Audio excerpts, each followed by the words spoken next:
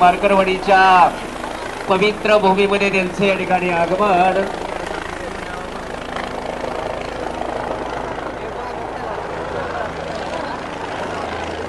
पारगाव खंडाळा जिल्हा परिषदेचे माजी जिल्हा परिषद सदस्य रमेश अप्पा दळगुडे साहेब आपलं या ठिकाणी सहर्ष स्वागत आहे। आलेल्या सर्व ग्रामस्थांचं, नेते मंडळींचं, मान्यवरांचं, युवक नेते, कार्यकर्ते, युवा नेते सर्वांचं या ठिकाणी समस्त ग्रामस्थ मार्करवाडी यांच्या वतीनं हार्दिक हार्दिक हार्दिक सहर्ष स्वागत।